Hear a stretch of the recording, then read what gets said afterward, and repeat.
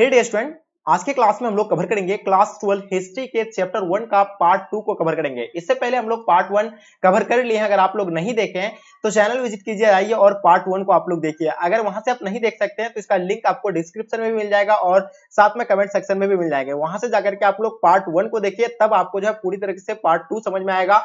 तब इसका जो है आपका एमसीक्यू बनेगा, एक टेस्ट के रूप में हम लोग एमसीक्यू लगाएंगे। तब जो आपका यानी पूरा चैप्टर आपका यानी कंप्लीट आपको यानी समझ में आ जाएगा कि हाँ क्या क्या क्वेश्चन था, कैसे था। पूरा आपको थ्योरी के साथ साथ आपका ऑब्जेक्टिव भी बिल्कुल क्लियर हो जाएंगे। आपको बता दें कि इसमें हम लोग बिल्कुल एनसीईआरटी को ही फॉलो करेंगे। अगर आपका एग्जाम इस बार है तो ये क्लास आपके लिए बहुत ही ज्यादा इंपॉर्टेंट है। जैसे कि हम लोग आप लोग को पता होगा कि बोर्ड एग्जाम में सिर्फ और सिर्फ एनसीईआरटी क्वेश्चन ही पूछे जाते हैं, तो हम लोग जो है बिल्कुल पैटर्न इसका एनसीईआरटी को ही हम लोग कवर करेंगे। जैसे कि आप लोग को पता होगा, अगर एनसीईआरटी बुक को अच्छे से अगर पूरी तरह से अध्ययन कर लेते हैं फिर भी आपको समझ में नहीं आएगा, लेकिन यहाँ आपको बिल्कुल सरल भाषा में आपको समझाया जाएगा। और साथ में आप लोग हो सके तो इसका नोट भी कर लीजिएगा, क्योंकि आपको यहाँ फुल एक्सप्लेनेशन के साथ आपको यानी समझाया जाएगा। साथ में इसका नोट्स एंड पीडीएफ के बारे में भी आपको बताया जाएगा। अगर आप लोग अगर यहाँ से अगर नोट्स नहीं कर पाते हैं तो आप इस पीडीएफ को आप कैसे प्राप्त कर सकते हैं, आपको बिल्कुल वीडियो के एंड में बताएंगे। आपको लास्ट तक बने रहना है और साथ में इसका आपको यानी पीडीएफ आप यानी कैसे ले सकते हैं। तो आपको बता दें कि हम लोग का इस बार का टारगेट है 450 मार्क्स यानी पार करने का। तो आपको बिल्कुल 450 मार्क्स अगर लाना है तो अच्छे से आप लोग लगे रहिए, जुड़े रहिए, क्योंकि यहाँ पूरा सिलेबस आपको कंप्लीट फ्री ऑफ कॉस्ट में आपको यानी प्रोवाइड कर रहा है। सिर्फ आपका हिस्ट्री का नहीं, ऑल सब्जेक्ट का आपको यानी कोर्स यानी कंप्लीट आपको यानी प्रोवाइड किया जाएगा। तो जो बच्चे आप लोग नए हैं चैनल को आप लोग सब्सक्राइब कर लेंगे और साथ में अपने दोस्तों को भी शेयर कर देंगे, ताकि आपके दोस्तों को भी पता चले कि हाँ जो आने वाले एग्जाम बोर्ड एग्जाम है उनके लिए जो है बिल्कुल कोर्स जो है स्टार्ट हो गया है। ठीक है, तो बिल्कुल आप लोग जुड़े रहिए और साथ में अपने दोस्तों को भी आप लोग शेयर करेंगे। तो चलिए हम लोग स्टार्ट करते हैं। देखिए, हम लोग जो पढ़े थे कल पार्ट 1 को हम लोग यानी कवर कर लिए थे। पार्ट 1 में हम लोग इन सारे चीजों को जो है पूरी तरह से यानी कवर कर लिए थे। ठीक है, आर्थिक हड़प्पा सभ्यता का विस्तार, हड़प्पा सभ्यता का काल, कार्बन 14 विधि, हड़प्पा नगरों से प्राप्त वस्तु है वगैरह सारा चीज हम लोग यानी पढ़ लिए थे। हड़प्पा सभ्यता की सीमाएं, नगर योजना, इन सब चीजों को पढ़ लिए। अब जो हम लोग आज पार्ट 2 में कवर करेंगे तो उसका सामाजिक जीवन। अब चलते हैं हम लोग उसका सामाजिक जीवन को लेकर के बात करेंगे। यानी हड़प्पा सभ्यता के लोग जो वहां का सामाजिक जीवन कैसा था, हड़प्पा सभ्यता के लोगों का, ठीक है, वहां के लोग जो है रहन सहन किस तरह करते थे, इन सब चीजों को लेकर के आज हम लोग यहाँ बात करेंगे। ठीक है, इस टॉपिक में। तो चलिए हम लोग हड़प्पा कालीन लोगों के सामाजिक के बारे में हम लोग समझेंगे। और उससे पहले आपको हम बता दें, देखिए हड़प्पा कालीन लोग जो है क्या करते थे आपको यहाँ आपको नहीं बताते हैं। देखिए ध्यान से सुनिएगा आप लोग। हड़प्पा सभ्यता में परंपरा यानी पारिवारिक ही सामाजिक इकाई था। वहां के लोग जो है पारिवारिक यानी सामाजिक जीवन था, यानी परिवार में रहना लोग पसंद करते थे। ठीक है, और वहां के लोग जो है क्या है, उनका सामाजिक जीवन सुखी एवं सुविधापूर्ण था। वहां का लोगों का, कहाँ का, हड़प्पा के लोगों का क्या था कि वहां का मतलब हर तरह का सुविधा था और शांतिपूर्ण था। ठीक है, उत्खनन में प्राप्त बहुसंख्यक नाड़ी मूर्ति यहाँ की यानी प्राप्त से संकेत मिलता है। यानी वहां से जो है मतलब खुदाई से प्राप्त चला मतलब पता चला है कि वहां के क्या नाड़ी मूर्ति यानी स्त्रियों का जो है मूर्तियां की प्राप्ति हुआ है, संकेत मिलता है। उनका परिवार मृत सत्तात्मक था, मात्र सत्तात्मक यानी सामाजिक द्रव्य और पर्यक आर्य सभ्यता की विशेषता था। ठीक है, तो कहाँ का यानी यह हड़प्पा सभ्यता के लोग, यहाँ के वहां जो है महिलाओं को अच्छा यानी उचित दर्जा दिया जाता था। ठीक है, और हड़प्पा कालीन समाज की प्रमुख विशेषता है, ये अनुमान लगाया जाता है, ऐसा नहीं कि वो फिक्स था, ऐसा था मतलब कुछ नहीं, ये अनुमान के तौर पर और ये इस तरह का साक्ष्य मिला है। ठीक है, तो अब हड़प्पा कालीन लोगों के समाज की प्रमुख विशेषता, हड़प्पा सभ्यता के लोग शाकाहारी तथा मांसाहारी दोनों प्रकार के भोजन करते थे। ठीक है, चलिए दूसरा में था क्या, खुदाई से प्राप्त सुई के अवशेष संकेत देता है कि लोग यानी सिले वस्त्र भी पहनते थे, यानी कपड़ा अपना से भी सी करके यानी बुने हुए मतलब सिलते थे और उसको पहनते थे। ठीक है, केश विन्यास का प्रचलित था, यानी केश विन्यास समझ में आ रहा है आप लोग का, यानी मेकअप, अभी हम लोग जिसको बोलते थे मेकअप वगैरह, इन सारे चीजों का भी मतलब वहां प्रचलित था उस टाइम में। स्त्रियां जूरा बांधती थी तथा पुरुष लंबे लंबे बाल भी रखते थे, बड़े बड़े मूछे रखते थे, जैसे अभी का जो है ये फैशन है। तो उस टाइम आप सोचिए, आज से 5000 वर्ष यानी पूर्व की बात है, उस टाइम जो है इस तरह की सुविधा वहां के लोगों को था। कहाँ का, यानी हड़प्पा के लोगों को। ठीक है, तो आगे देखेंगे फिर इस सभ्यता के लोग आभूषण का भी शौकीन था, यानी गहना वगैरह जेवर जेवरात सारा चीज यानी पहनते थे। कहाँ, हड़प्पा कालीन लोग, यानी उस टाइम यानी क्या था, वहां आभूषण का भी वहां के लोग जो है, वहां की स्त्रियां जो है शौकीन थी। ठीक है, श्रृंगार प्रसाधन एवं हड़प्पावासी शौकीन था, श्रृंगार का भी यानी काफी यानी शौकीन था, जो आपको बता दिए मेकअप वगैरह का सामान वगैरह सारा चीज का भी काफी वहां का शौकीन थे वहां के महिलाओं को। ठीक है, उसके बाद इसके आभूषण बहुमूल्य पत्थरों का, हाथी का दांत था, हड्डी मतलब क्या था, यानी हाथी का दांत, मतलब उसके बाद क्या था, हड्डी एवं शंख आदि के बनाए थे। ये जो है मतलब ये एकदम बहुमूल्य पत्थरों का यानी वहां के जो है आभूषण वगैरह बनाया गया था। ठीक है, तो ये जो है काफी मतलब ये सारी चीजें जो है वहां का यानी प्रचलित था। ये सामाजिक जीवन आपको बता रहे थे, कहाँ का, यानी हड़प्पा कालीन का। चलिए अब हम लोग चलते हैं, अब बात करते हैं धार्मिक जीवन के बारे में। तो धार्मिक जीवन आप जैसे कि देख पा रहे हैं, धार्मिक जीवन आ गया आपके सामने। ठीक है, तो चलिए धार्मिक जीवन में क्या था कि धार्मिक जीवन में कि वहां का धार्मिक जीवन की अगर बात करें वहां का, तो हड़प्पा सभ्यता के धार्मिक स्वरूप के बारे में किसी भी प्रकार का लिखित साहित्य नहीं है। ये चीज आपको बता दें कि किसी प्रकार का वहां का जो है लिखित साहित्य नहीं बता सकते हैं, लिखित साहित्य नहीं है, वो स्मारक हमें उपलब्ध नहीं है। यहाँ के उत्खनन स्वरूप प्राप्त अवशेष के आधार पर ही हम यहाँ के धार्मिक स्वरूप का यानी अनुमान लगा सकते हैं। उनके आधार पर यहाँ के धार्मिक स्वरूप प्रमुख है जो आपको यहाँ दिया हुआ है, ठीक है, प्रमुख विशेषता उसका जो धार्मिक जीवन का क्या प्रमुख विशेषता है वो यहाँ दिया हुआ है, लेकिन कोई अनुमान नहीं लगाया जाता है। वहाँ के मतलब धार्मिक को कोई ऐसा साक्ष्य नहीं मिला धार्मिक जीवन को लेकर के कि वहाँ जो है अलग अलग मतलब धर्म के लोग रहते थे, ऐसा कुछ भी वहाँ का जो है साक्ष्य नहीं मिला है, ठीक है। बस वहाँ के कुछ विशेषता आपको हम बताने जा रहे हैं, जैसे कि हड़प्पा संस्कृति में मिस्र अथवा मेसोपोटामिया की तरह मतलब तरह का कोई यानी मंदिर प्राप्त नहीं हुआ था। जैसे कि मेसोपोटामिया तथा यानी मिस्र की सभ्यता में, इन सभी सभ्यताओं में क्या मंदिर वगैरह मस्जिद वगैरह का यानी प्रमाण मिला था, लेकिन यहाँ ऐसा कुछ भी यानी प्रमाण नहीं मिला है। सिर्फ यहाँ मोहनजोदड़ो में हड़प्पा से प्राप्त यानी मूर्तियां का यानी पुरातात्विक यानी मातृ देवी की यानी मूर्तियां मानते थे, यानी मातृ देवी की यानी मूर्तियां जो है प्राप्त हुई है, ठीक है। उसके बाद एक मूर्ति में स्त्री के गर्भ से एक पौधा निकलता हुआ यानी दिखाया गया है, यानी एक स्त्री के गर्भ से एक पौधा निकलता हुआ यानी दिखाया गया है, यानी किसमें यानी मतलब एक स्त्री के यानी धार्मिक जीवन के बारे में आपको बता रहे, कहाँ का विशेषता है यानी हड़प्पाकालीन के, ठीक है, हड़प्पावासी के। चलिए आगे देखेंगे हम लोग क्या दिया हुआ है, मैके महोदय के मोहनजोदड़ो से एक ऐसी मतलब क्या मुद्रा प्राप्त हुआ था, क्या प्राप्त होता है मुद्रा यानी पैसा प्राप्त हुआ था, रुपया यानी, ठीक है। चलिए उसके बाद हड़प्पा सभ्यता के बहुसंख्यक में पत्थर अथवा मिट्टी से बनी लिंग योनि प्राप्त लिंग पूजा के संकेत देता है, यानी लिंग मतलब जैसे कि शिवलिंग वगैरह का है, शिवलिंग आपको समझ वहां जो है शिवलिंग का भी जो है पूजा वगैरह हुआ करता था क्योंकि वहां साक्ष्य मिला है, ठीक है। योनि का भी जो है मतलब क्या मिला है, योनि का भी जो है मतलब चित्र वगैरह मिला है, तो लगता है कि योनि का भी पूजा यानी ये तो नहीं कह सकते लेकिन योनि का जो है प्राप्त हुआ है, तो इसका मतलब क्या लिंग का भी पूजा करते थे, बट योनि के बारे में नहीं कह सकते लेकिन ऐसा साक्ष्य प्राप्त हुआ है, ठीक है। उसके रिकॉर्डिंग आपको हम बता रहे हैं, ठीक है। उसके बाद आपका क्या था, ये लोग यानी वृक्ष विशेष पीपल का पूजा करते थे, या ठीक है, पीपल अभी भी जो हम लोग यानी पीपल का पूजा करते थे यहाँ, ठीक है, पीपल के पूजा करते हैं क्योंकि मोहनजोदड़ो से प्राप्त एक मुद्रा पर 2 जुड़वा पशुओं के यानी शीर्ष पर 9 पीपल की टहनियां दिखी है, ठीक है। तो यहाँ के लोग जो है क्या यानी पीपल का भी पूजा करते थे, ठीक है, जुड़वा पशुओं का भी शीर्ष पर 9 पीपल की टहनियां दिखी है, तो इसका मतलब है क्या यानी पशुओं का भी यहाँ के लोग जो है पूजा करते थे, ठीक है। कुबर वाला बैल के विशेष पूजनीय था, तो कुबर वाला बैल का विशेषनीय यानी पूज्य माना जाता है, इसलिए क्योंकि यहाँ इसका साक्ष्य जो है बहुत काफी मात्रा में मिला है, ठीक है। नाग पूजा के संकेत भी मिलता है क्योंकि नाग पूजा का भी जो है अवशेष जो है यहाँ से प्राप्त हुआ है, तो इससे पता चलता है कि नाग पूजा भी वहाँ के लोग जो है करते थे, ठीक है, यानी कहाँ पे हड़प्पा वाले लोग, ठीक है। चलिए आगे देखते हैं, आगे क्या है कि बड़ी संख्या में प्राप्त ताबीज संकेत देता है कि यहाँ के लोग तंत्र मंत्र में भी विश्वास करते थे। ताबीज का भी जो है क्या मिला है, ताबीज का भी जो है मतलब साक्ष्य मिला है, तो इससे पता चलता है यहाँ के लोग जो है तंत्र मंत्र में भी विश्वास रखते थे, ठीक है। तो ये भी आपको पूरी तरह से समझ में आ गया,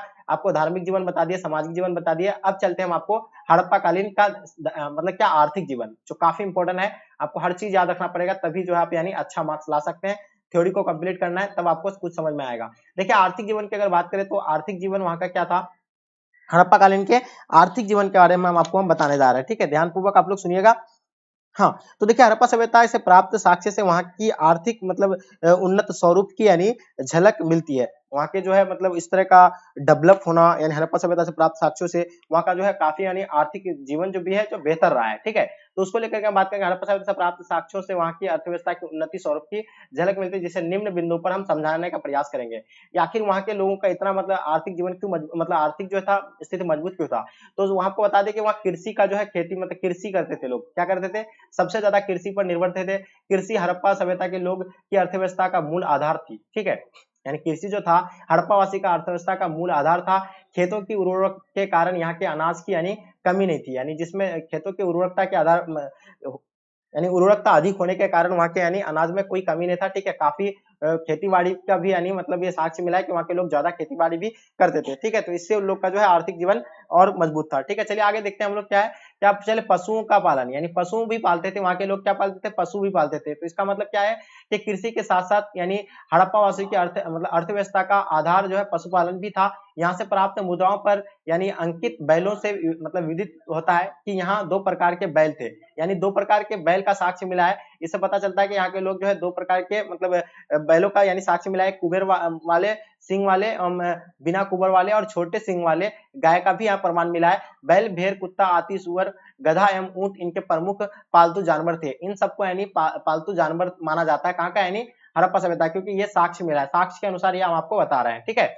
तो वहाँ का पशुपालन भी वहाँ के लोग करते थे, और पशुपालन भी जो है आर्थिक में मतलब काफी उसका भी मतलब योगदान रहा होगा कि हाँ चलिए, शायद हड़प्पा सभ्यता के आधार का पशुपालन भी जो है प्रमुख यानी रहा होगा। ठीक है, चलिए आगे देखते हैं हम लोग। अब तीसरा पॉइंट अब चलते हैं। तीसरा पॉइंट में शिल्प तथा उद्योग। देखिए शिल्प तथा उद्योग यानी धंधा, धंधा के माध्यम से भी जो वहाँ का लोगों का जो है आर्थिक जीवन मतलब क्या स्ट्रॉन्ग रहा होगा। तो देखिए कृषि तथा पशुपालन के अतिरिक्त विविध प्रकार की यानी शिल्प एवं उद्योग धंधे की प्राप्ति भी यानी हड़प्पा संस्कृति के लोग का स्पष्ट रुझान दृष्टिगोचर है। यानी शिल्प वगैरह ये इससे जो है वहाँ के लोगों का जो है क्या यानी जीवन यापन और अच्छा चलता था। ठीक है, तो इनसे जो है लोग वहाँ के जो है मतलब अपना आश्रित रहते थे। ठीक है, तो ये आपको समझ में आ गया कि आर्थिक जीवन जो वहाँ का यानी कैसा था। ये भी आपको कृषि था, पशुपालन था, शिल्प था, उद्योग था, ये तीन वहाँ का मेन पॉइंट था। ये आपको तीनों को अच्छे से याद रखना है। चलिए आगे देखिए हम लोग व्यापार तथा वाणिज्य। अब हम लोग बात करेंगे किसका यानी व्यापार तथा वाणिज्य को लेकर के बात करेंगे। तो आपको बिल्कुल ध्यानपूर्वक समझना है और एक एक चीज को आपको समझना है, तभी आपको जो है समझ में आएगा। तो आप हम लोग बात करते हैं व्यापार तथा वाणिज्य को लेकर के बात करते हैं। ठीक है, चलिए आगे देखते हैं क्या कहलाता है कृषि। हाँ, अब देखिए यहाँ क्या है, कृषि पशुपालन उद्योग धंधे के साथ साथ सैंधव निवासियों का व्यापार तथा वाणिज्य में काफी रुचि एवं उनके आंतरिक एवं बाहर दोनों का मतलब दोनों ही व्यापार काफी उन्नति थी। देखिए वाणिज्य व व्यापार जो है बहुत प्रमुख माना जाएगा। कहाँ का यानी व्यापार का, कहाँ का हड़प्पा सभ्यता का। हाँ चलिए, तो वहाँ के लोग जो है काफी यानी कृषि पशुपालन उद्योग और धंधे के साथ साथ वहाँ के क्या निवासी व्यापार तथा वाणिज्य भी काफी रुचि था। उनके आंतरिक और बाहर दोनों प्रकार की काफी उन्नति था। इससे सभ्यता के प्रमुख स्थल हड़प्पा एवं मोहनजोदड़ो का व्यापार के प्रसिद्ध केंद्र थे। यानी हड़प्पा और मोहनजोदड़ो जो है, हड़प्पा और मोहनजोदड़ो को यानी प्रमुख केंद्र माना जाता है। ठीक है, व्यापार के लिए। ठीक है, मोहनजोदड़ो और किसको, हड़प्पा एवं मोहनजोदड़ो को, ये जो प्रमुख यानी केंद्र माना जाता है मोहनजोदड़ो को। हाँ, मोहनजोदड़ो को जो है प्रमुख केंद्र माना जाता है, हड़प्पा और मोहनजोदड़ो को। ठीक है, चलिए व्यापार का प्रसिद्ध केंद्र माना। दोनों के बीच की दूरी लगभग कितना था, 483 किलोमीटर दूरी था। 483 किलोमीटर की दूरी था। कितना किलोमीटर था, 483 किलोमीटर था। 483 की दूरी पर यानी था, इसको जुड़वा राजधानी भी कहा जाता है, जैसे कि आपको पता होगा। यानी इसको जुड़वा राजधानी भी कहा जाता है, हड़प्पा और मोहनजोदड़ो को जुड़वा राजधानी भी कहा जाता है। चलिए, तो इसका बीच का दूरी 483 किलोमीटर का था। ठीक है, चलिए आगे देखते हैं हम लोग। अब क्या है कि आपका मतलब इसमें जो है क्या करते थे वहां के लोग, यानी व्यापार जो करते थे यानी सोना का करते थे। और वहां का जो सबसे प्रमुख विशेषता क्या है, संदकवासी का तौल के लिए विभिन्न बांटों का प्रयोग करते थे। वहां के लोग जो है क्या विभिन्न बांटों का इस्तेमाल करते थे मापने का, यानी मापने तालने का इकाई जो था वहां का यानी क्या था, जैसे अभी हम लोग का यहाँ केजी चलता है, 2 केजी 3 केजी 4 केजी 5 केजी। ठीक है, इस तरह का हम लोग चलता है।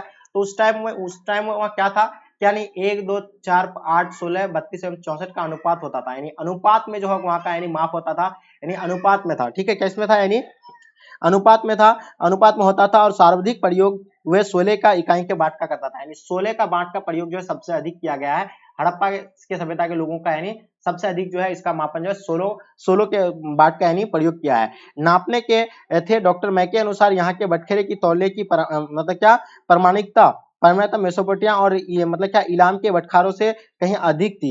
यानी जो मेसोपोटामिया, मिस्र और इन सभी सभ्यताओं से जो यहाँ के मतलब वजन जो था यहाँ के हड़प्पा सभ्यता में, तो यहाँ के लोगों का जो है मतलब बाट का वजन ज्यादा था। ठीक है, चलिए नापने में गज का प्रयोग भी होता था। नापने के लिए वहां का लोग क्या किसका प्रयोग करते थे, गज का प्रयोग करते थे। किसका प्रयोग करते थे, गज का प्रयोग करते थे। गज का प्रयोग करते थे, गज का प्रयोग। ठीक है, ध्यान रखिएगा, गज का प्रयोग करते थे। चलिए, हाँ, चूंकि हड़प्पा सभ्यता के नगरों के कच्चे माल तथा प्राकृतिक संपदाओं अभाव तथा यहाँ के निवासियों पास मतलब क्या था, पास पड़ोस के राज्य एवं विदेश से इन्हें प्राप्त करते थे। और उदाहरण के लिए जैसे कि आपको बता दें, उदाहरण के तौर पर आपको हम बता रहे हैं, सोना जो है कहाँ से, यानी अफगानिस्तान से, फारस, दक्षिण भारत, इनसे सारे चीजों से मतलब यहाँ के लोगों से यानी व्यापार करके लाते थे। ठीक है, यानी सोना का व्यापार करता था। चांदी का व्यापार ईरान, अफगानिस्तान से करते थे। तांबा का व्यापार बलूचिस्तान, अरब, क्षेत्रीय और राजस्थान से करते थे। ठीक है, हड़प्पा ये आपको हम बिल्कुल एनसीईआरटी बुक के अकॉर्डिंग बता रहा है, ऐसा नहीं कि आपको यहाँ सिर्फ बना करके हम बता रहे हैं। ठीक है, ये एकदम बिल्कुल अच्छे से आपको ध्यानपूर्वक देखना है। तांबा का बलूचिस्तान, अरब, क्षेत्रीय, राजस्थान। अब बात करते हैं लाजवर्द, नील रतन, ये जो है खसा अफगानिस्तान से है। उसका शीशा का जो है ईरान, अफगानिस्तान से। उसका सेलखड़ी का आपका यानी कहाँ, बलूचिस्तान, राजस्थान से। उसके बाद आपका क्या है, सुलेमानी पत्थर यानी सौराष्ट्र, गुजरात, पश्चिम भारत, यानी यहाँ से जो है करते थे। ठीक है, तो ये आपको समझ में आ गया कि वहाँ के लोग जो है किस तरह यानी व्यापार में काफी कितना रुचि था। और बांटने का इकाई तो आपको समझ में आ गया, सबसे अधिक जो है 16 के बाटों का प्रयोग किया गया था। वहाँ के लोग जो है गज में मापते थे। ठीक है, यानी लंबाई चौड़ाई किसको मापते थे, यानी गज में मापते थे। चलिए, तो ये था आपका यानी किसके बारे में हम आपको बता रहे थे, ये जो बता रहे थे आपका व्यापार तथा वाणिज्य बता रहे थे। अब चलते हैं हम लोग हड़प्पा सभ्यता के नगरों का पतन। जैसे कि आपको पता होगा, देखिए पतन मतलब समझ रहे हैं यानी कैसे हुआ। आखिर हड़प्पा सभ्यता जो इतना बड़ा सभ्यता हुआ करता था, यहाँ के लोग इतनी सारी सुविधाएं थी, इतना तरह का मतलब हर तरह सुविधा होने के बावजूद भी वो लोग का यानी कैसे यानी लुप्त कैसे हो गया, इतना खत्म जल्दी कैसे हो गया। ठीक है, तो इसको लेकर के अब आपको हम बताने वाले हैं। ठीक है, तो यहाँ का जो है पतन का प्रमुख कारण क्या क्या है, उन सब चीजों को लेकर के हम लोग बात करेंगे। ठीक है, उसके बाद विज्ञान एवं प्रौद्योगिकी की बात करेंगे। ठीक है, सबसे पहले हम लोग पतन का बात करते हैं। देखिए हड़प्पा सभ्यता का पतन के प्राचीन साक्ष्य से पता चलता है कि अपने अस्तित्व के अंतिम चरण में सभ्यता था। ठीक है, देखिए वहां के लोगों मतलब वहां के साक्ष्य से पता चलता है। जैसे कि आपको बता दें कि हड़प्पा सभ्यता जो है क्या यानी समुद्र के किनारे, नदी के किनारे बसे होने के कारण वह अनुमान लगाया जाता है बड़े बड़े विद्वान के द्वारा या बड़े बड़े मतलब इसके द्वारा अनुमान लगाया जाता है कि जो है सभ्यता जो था, ये सभ्यता हड़प्पा सभ्यता जो था यानी नदी के किनारे बसे होने के कारण यानी बाढ़ अधिक आया होगा और जिससे वो जो है क्या उसको यानी बहा करके लेके चला गया होगा। तो इससे ये जो है मतलब अनुमान लगाया जाता है। वहां का लोग जो बड़े बड़े विद्वान जो है दिमाग लगाते हैं कि बाढ़ के कारण जो हड़प्पा सभ्यता का पतन हो गया था। और बहुत सारे कई जो है मतलब बताते सर्वश्री मार्शल मैके एवं एस.आर. राव हड़प्पा सभ्यता पतन का एकमात्र कारण नदी का बाढ़ बताता है। किसके कारण? सर्वश्री मार्शल मैकी के द्वारा ये बाढ़ का कारण बता रहा है। उसके बाद आपको बताएंगे अधिकांश नदी के तट पर बसा हुआ था, जिसके रीजन से आपको हम बता ही दिए, पहले ही बता दिए थे। मैके महोदय के अनुसार, मैके महोदय के अनुसार हम आपको बता रहे हैं, किसके अनुसार? मैके महोदय के अनुसार बता रहे हैं। मैके यानी मैके महोदय के अनुसार, मैके महोदय के अनुसार चंद्रहुदुर से बाढ़ का साक्ष्य मिला है। इससे यानी मैके के अनुसार चंद्रहुदुर से यानी बाढ़ का साक्ष्य मिला है। इसका मतलब जो है यानी जो है बाढ़ की वजह से जो है अनुमान लगाया जाता है कि बाढ़ की वजह से जो है ये मतलब क्या हुआ था, यहाँ का पतन हो गया था। लेकिन ऐसा फिर दूसरा विद्वान जो अनुमान लगाता है, दूसरा विद्वान आर.एन. स्टाइन एंड घोष आदि विद्वान जलवायु परिवर्तन को हड़प्पा सभ्यता का यानी संस्कृति का विनाश का कारण बताता है। ये तो आपको समझ में आ गया। यानी वहां के लोग तरह तरह के लोग जो है मतलब तरह तरह विद्वान तरह तरह अनुमान लगाते हैं। ठीक है, कोई सटीक नहीं है, ये अनुमान के तौर पर सब चीज आपको यहाँ बता रहे हैं। ठीक है, चलिए हम देखिए सर्वश्री मार्शल मैके एवं आर.एस. एम राव हड़प्पा सभ्यता के पतन का एकमात्र कारण नदी का कारण बताते हैं, नदी का बाढ़। ठीक है, क्योंकि नदी के किनारे था। और मैके महोदय के अनुसार चंद्रहुदुर का बाढ़ का साक्ष्य मिला है। इसके अनुसार यानी कहने का अर्थ यह है कि बाढ़ की वजह से मतलब यहाँ का जो है पतन हुआ है। आर.एन. स्टाइन के घोषणा के दौरान ये जलवायु परिवर्तन बताता है, यानी जलवायु परिवर्तन की वजह से जो है बाढ़ का मतलब हड़प्पा सभ्यता का जो है क्या हुआ यानी विनाश हो गया है। ठीक है, तो जलवायु परिवर्तन बता रहे कौन, यानी आर.एन. स्टाइन। ठीक है, तो ये था यानी जलवायु परिवर्तन। कुछ और मतलब सबका अलग अलग मत था। ठीक है, माधुरस्वत्सव एवं लेम्ब्रिक के अनुसार नदियों मार्गों में हुआ था परिवर्तन के इस सभ्यता का पतन का कारण बनाया। इनके अलावा समय समय में आने वाले भूकंप को भी नगरों का विनाश हुआ था, यानी भूकंप से भी आप पे अनुमान लगाया जाता है। भूकंप के अनुसार भी जो हड़प्पा सभ्यता का यानी पतन का अनुमान लगाया जाता है कि भूकंप के वजह से भी जो हड़प्पा सभ्यता का यानी पतन हुआ होगा, यह अनुमान लगाया जाता है। ठीक है, चलिए आगे हम लोग देखें विज्ञान एवं प्रौद्योगिकी। ये सबसे बड़ा कोई टॉपिक है, विज्ञान एवं प्रौद्योगिकी कहाँ का यानी हड़प्पा सभ्यता का। अगर आपका एग्जाम इस बार है बोर्ड एग्जाम, तो देखिए आप लोगों को बिल्कुल एनसीईआरटी बुक के अकॉर्डिंग आपको पढ़ा रहे हैं और यही क्वेश्चन आपका एग्जाम में पूछा जाएगा। इसलिए मैं आपको बाहर से कुछ नहीं पढ़ा रहा हूँ, जो आपका एग्जाम में क्वेश्चन पूछने वाला है यानी आने वाला है उन सबको आपको हम बताएंगे। देखिए हड़प्पा सभ्यता का एक नगरीय सभ्यता था, जैसे कि आप लोगों को पता होगा। ठीक है, यह नगरीय सभ्यता होने का था और नगरीय सभ्यता का ही प्रमाण है इस संस्कृति का निर्माता एवं ने विज्ञान एवं तकनीकी क्षेत्र में काफी यानी प्रगति किया होगा। ये आपको बताइए नगरीय सभ्यता ऐसे नहीं हो जाता, जब वहाँ वैज्ञानिक और क्या था यानी कुछ तकनीकी इस्तेमाल की वजह से जो है इतना ये सभ्यता जो है डेवलप हुआ था। तो इसका रीजन ये है कि वहाँ के लोग जो है काफी यानी क्या थे, वैज्ञानिक एवं प्रौद्योगिक जरूर थे, तभी तो ना इतना मतलब जो है डेवलप किया है इस सभ्यता। ठीक है, इसका तो कोई राज होगा। तो चलिए इसके लिए करके हम बात करते हैं। ठीक है, तो वहाँ का लिपि लिपि की अगर बात करें तो सिंधु सभ्यता के निवासियों ने एक भाव चित्रात्मक लिपि का आविष्कार किया था। किसका? यानी भाव चित्रात्मक, यानी चित्र का ही, यानी उसका जो रुपया में क्या चित्र अगर ये सिक्का है तो उसमें चित्र हुआ करता था, चित्र दिखा करके वो जो उसका यानी सामान जो भी मिलता है चित्र के अनुसार। आप लोग मोहनजोदड़ो मूवी देखिएगा, मोहनजोदड़ो अगर मूवी नहीं देखे तो मोहनजोदड़ो मूवी देखिएगा, तब आपको समझ में आएगा कि मोहनजोदड़ो में किस तरह क्या होता था, ये आपको समझ में आ जाएगा। चलिए आगे देखेंगे, ये आपका लिपि था, ये लिपि वहाँ का सबसे बड़ा प्रमुख था। अब धातु कर्म के बारे में बता देखिए, सिंधु सभ्यता के एक प्रमुख स्थल लोथल है, जो कठियावाड़ा तांबे के एवं कांसे की कुछ वस्तुएं मिली है। कहां से? यानी कठियावाड़ा एवं तांबे के कांसे की वस्तुएं मिला है। सिंधु सभ्यता का प्रमुख स्थल लोथल से जो है ये प्राप्त हुआ है धातु कर्म। चलिए आगे देखेंगे हम लोग वाहन। देखिए मोहनजोदड़ो से बैलगाड़ी का खिलौना मिला है। इस बात का यानी द्योतक है कि लोग जो है आवागम अथवा मतलब क्या था मालवाहक का उपयोग हेतु वाहन निर्माण तकनीकी से परिचित था। यानी उस टाइम जो है वाहन का भी यानी प्रयोग करते थे, सामान ढोने के लिए, सामान लाने के लिए, इस तरह का मतलब क्या यानी उस टाइम जो है क्या यानी वाहन का भी प्रयोग करते थे। अब गोदी एवं नौकों का प्रयोग, यानी नौका भी, नाव भी उस टाइम था। एवं लोथल से ईंटों से निर्माण, यानी 128 मीटर लंबी एवं 37 मीटर चौड़ी आयताकार गोदी यानी डाकयार्ड मिली है। हाँ, जैसे लोथल के से फारगान की मोहरें मिली है, जैसे मेसोपोटामिया से हड़प्पा सभ्यता की सीले की मिली है, कालीबंगान से बेलनाकार मोहरें मेसोपोटामिया की विशिष्टता थी, यानी मेसोपोटामिया की विशेषता थी। तो ये सारा मोहर जो है, ये गोदी एवं नौका, ये सारा आपको यानी कहाँ से मिला है, मतलब लोथल से कैसे मिला है। तो ये सारा चीज आपको याद रखना है, गोदी एवं नौका के बारे में आपको ध्यान रखना है। चलिए अब बात करते हैं हम लोग माप तौल का इकाई क्या था। तो आपको माप तौल का इकाई तो बता दिए थे कि वहाँ का लोग जो है क्या गज का इस्तेमाल करते थे मापने में।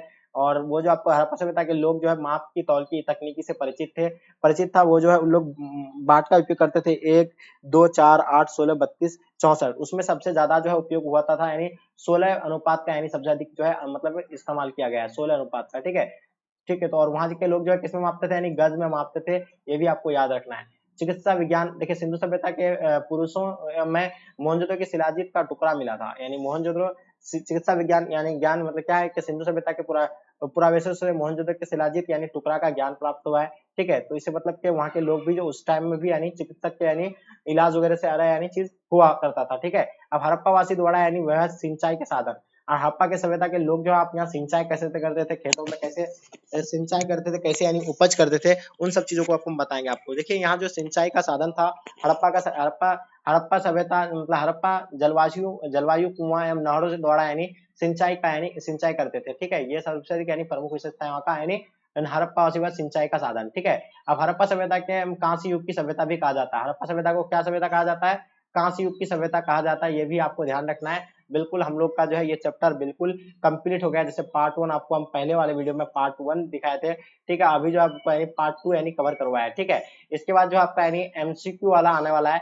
एमसीक्यू आप लोग को कवर करना है। ये दोनों पार्ट अगर जो बच्चे कवर कर लिया है तो उसको एमसीक्यू बनाने में एकदम बिल्कुल टाइम लगेगा, एकदम बिल्कुल 0% आपको टाइम लगेंगे, तब आपका यानी बिल्कुल कंप्लीट जो है आपका ये चैप्टर कंप्लीट हो जाएगा। ठीक है, तो इतना आपको बिल्कुल आई होप समझ में आ रहा होगा। और एक चीज आपको बता दें, देखिए अगर आपका तैयारी बिल्कुल भी नहीं हो पा रहा है, ठीक है, और आप तैयारी नहीं कर पाते हैं, आप कहीं मतलब भी किसी प्रकार का अभी तक आप तैयारी नहीं शुरू किए हैं या आप करना चाहते हैं, तो आपको हम बता दें। देखिए जैसे कि आप लोगों को पता होगा कि इस बार का रिजल्ट बिहार बोर्ड स्टडी के माध्यम से बहुत ही बेहतर रहा है। जैसे कि आप लोग चैनल विजिट करके भी देखिएगा, यहाँ से लगभग 450 प्लस मार्क्स हर बच्चे का लगभग रहा है। ठीक है, तो इससे मतलब काफी बच्चे मेहनत करते हैं। तो इसलिए आप लोग को बता दें कि मतलब ये न्यू बैच जो हम लोग यानी 2024 के लिए हम लोग स्टार्ट करने जा रहे हैं। क्या यानी 2024 के लिए एक बैच स्टार्ट करने जा रहे हैं। और आपको हम बता देंगे कि ये जो है मतलब ये बैच जो है मतलब 2024 के लिए स्पेशल तैयार किया जाता है। इसमें आपको सुविधा दिया जाएगा, all subject chapter wise notes दिया जाएगा, मॉडल पेपर दिया जाएगा, previous year question, practice set, important question with answer, VVI question with answer, brilliant model paper solution, weekly test, monthly test, chapter wise quiz test, special exam tips वगैरह, all subject chapter wise video lecture वगैरह। आप कभी भी हमें call message कर सकते हैं, आपको एकदम बिल्कुल सहायता किया जाएगा। तो इसके लिए आपको क्या करना पड़ेगा, बिहार बोर्ड स्टडी ऐप आपको डाउनलोड करना पड़ेगा इस बैच को ज्वाइन करने के लिए, जिसमें आपको 3000 का कोर्स मात्र आपको 499 रुपया में आपको यानी प्रोवाइड कर रहे हैं। बहुत ही चीप में आपको डेली लाइव क्लास दिया जाएगा, साथ में स्पेशल नोट्स रहेगा आपका। जो अभी आपको ये वाला पीडीएफ देख रहे हैं, ये भी नोट आपको यानी बिल्कुल मिलेंगे वहाँ। साथ साथ में स्पेशल नोट्स हम लोग तैयार किए हैं अलग से, तो आप उसको स्पेशल नोट्स के माध्यम से तैयारी करेंगे तो आप यानी आसान तरीका से 450 मार्क्स आप प्लस ला सकते हैं। आप भी एक टॉपर की लिस्ट में आ सकते हैं। तो इसलिए अभी आप लोग ज्वाइन कीजिए, जाइए बिहार बोर्ड स्टडी को डाउनलोड कीजिए और जाइए और कोर्स को परचेस कीजिए। तो डियर स्टूडेंट, बिल्कुल उम्मीद है कि आपको आज का क्लास पसंद आया होगा। पसंद आया तो लाइक करके जम करके अपने दोस्तों को शेयर करें। चलेगा जी, तक आज की क्लास को एंड करते जब तक के लिए जय हिंद, जय भारत।